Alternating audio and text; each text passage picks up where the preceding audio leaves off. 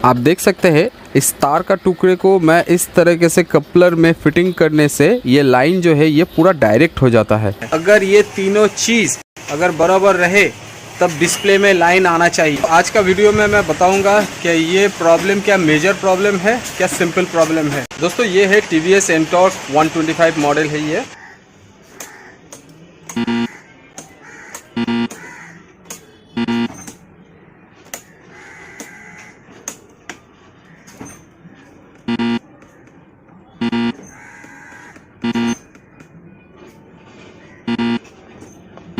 जैसे ही मैं ignition on करने का कोशिश कर रहा हूँ तो इसका डिस्प्ले बिल्कुल काम नहीं कर रहा है। इसका डिस्प्ले पूरा डेड है, ना इसका हॉर्न काम कर रहा है ना इसका सेल्फ काम कर रहा है। बहुत सारे लोग जो है वो कंफ्यूज हो जाते हैं कि एक्चुअली में इसमें क्या हुआ है। तो आज का वीडियो में मैं बताऊंगा कि ये प्रॉब्लम क्या मेजर प्रॉब्लम है, क्या सिंपल प्रॉब्लम है। तो मैं सब कुछ दिखाऊंगा, डिटेल्स में दिखाऊंगा। वीडियो को स्किप मत कीजिए, नहीं तो कुछ भी समझ में नहीं आएगा। अगर वीडियो आप पूरा देखते हैं तो ये प्रॉब्लम आप लोग बिल्कुल समझ सकते हैं और किसी भी मैकेनिक के पास जाएंगे तो ये प्रॉब्लम आपका सॉल्व हो जाएगा। तो सबसे पहला जो स्टेप है, मैं बैटरी को चेक करके देखता हूँ कि उसमें प्रॉपर वोल्टेज है या नहीं है। शायद आप लोग देख सकते हैं फ्लैश हो रहा है, मतलब बैटरी में प्रॉपर वोल्टेज है। नेक्स्ट स्टेप में मैं जितने भी फ्यूज़ है उसको चेक करके देखता हूँ कि फ्यूज़ कहीं पे कटा हुआ नहीं है। तो यहाँ पे आप लोग देख सकते हैं यहाँ पे फ्यूज़ भी बिल्कुल ओके है। तो इसी तरह मुझे सारे फ्यूज़ को चेक करना है।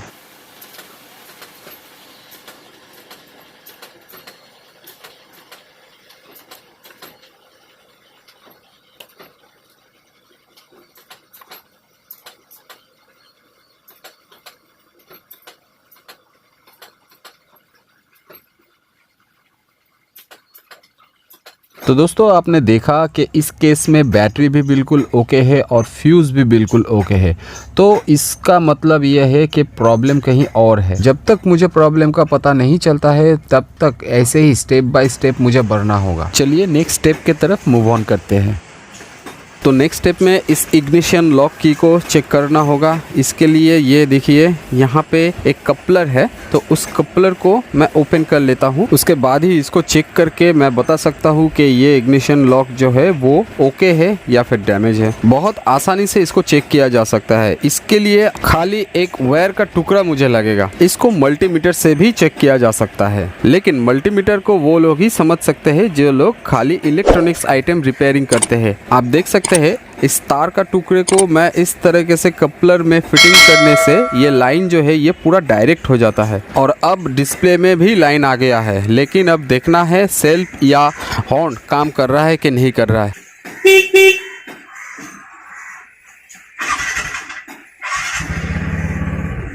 आप देख सकते हैं दोनों चीज़ ही प्रॉपर तरीके से काम कर रहा है। तो दोस्तों प्रॉब्लम कहाँ पे था उसका पता मुझे चल गया है। ये जो इग्निशन लॉक की है ये बिना डायरेक्ट अगर करते तो ये लाइन नहीं आ रहा था।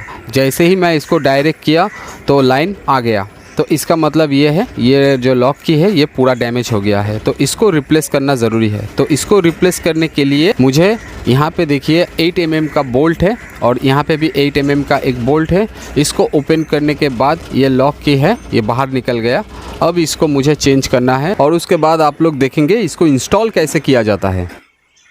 तो दोस्तों इग्निशन का लॉक किट मुझे मिल गया है। इसके साथ साथ आपको क्या दिया जाता है, एक की होल्डर और दूसरा ये लॉक और दोनों चाबी, और ये है पुराना वाला लॉक की जो कि अब बेकार हो गया है। तो इसको करते हैं साइड में और नया वाले को कैसे इंस्टॉल किया जाता है चलिए देखिए। जैसा कि मैंने पहले कहा था यहाँ पे 2 8 mm का बोल्ट खोलने के बाद ही ये लॉक की पूरा बाहर निकल जाएगा और वैसे ही तरीके से आपको नया वाला जो लॉक किट है उसको इंस्टॉल करना होगा। उसके बाद की होल्डर को लगाने के बाद चाबी लगा के देखते हैं इग्निशन प्रॉपर तरीके से काम कर रहा है या नहीं कर रहा है।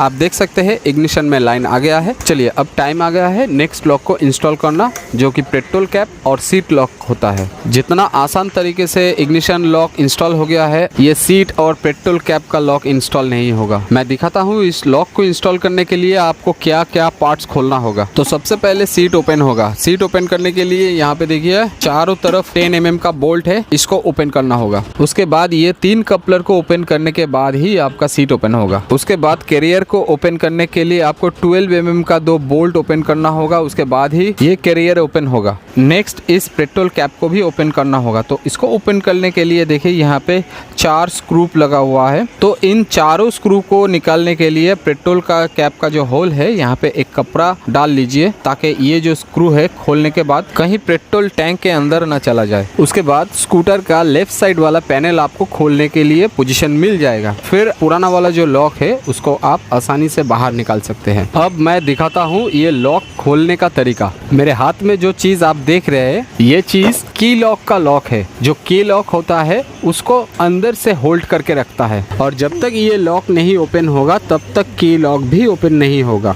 उसके बाद दूसरा एक लॉक क्लिप आता है और इस लॉक को बाहर की तरफ पुल करना होगा। उसके बाद ही आपका ये जो की लॉक है ये ओपन होगा। और एक इम्पोर्टेंट चीज, इस होल्डर पे जो 2 स्लॉट बना हुआ है, 2 केबल वायर आपको रिमूव करना होगा। यहाँ का केबल होता है सीट लॉक का और यहाँ का केबल होता है पेट्रोल कैप लॉक का। तो आई होप दोस्तों आप लोगों को पूरा प्रोसेस समझने में कोई दिक्कत नहीं आया होगा। तो जल्दी से इसको रिमूव करके नया वाला जो लॉक है उसको इंस्टॉल करके मैं दिखाता हूँ।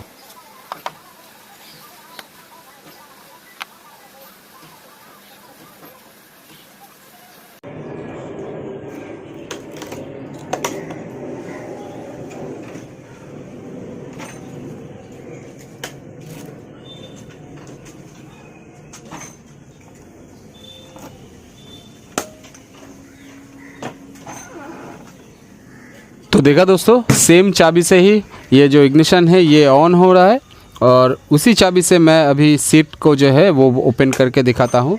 और उसके बाद जो पेट्रोल कैप है उसको भी ओपन करके दिखाता हूँ कि ये वर्किंग कर रहा है कि नहीं कर रहा है, जैसा कि इसको करना चाहिए। अगर आपका स्कूटर का डिस्प्ले में लाइन नहीं आ रहा है, डिस्प्ले ऑफ हो जा रहा है, तो उसके लिए आपको बेसिक 3 चीज़ का ध्यान रखना है। फर्स्ट है बैटरी चेकअप करना है, सेकंड है फ्यूज़ देखना है, और तीसरा है इग्निशन लॉक की जो होता है उसको चेक करना है। अगर ये तीनों चीज़ अगर बराबर रहे तब डिस्प्ले में लाइन आना चाहिए।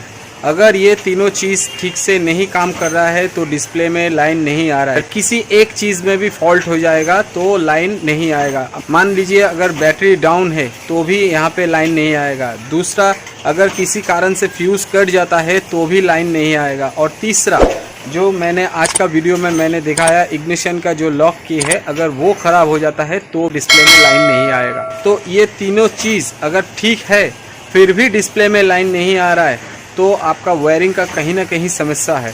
तो वायरिंग को चेक कीजिए, ये समस्या आपका मिट जाएगा।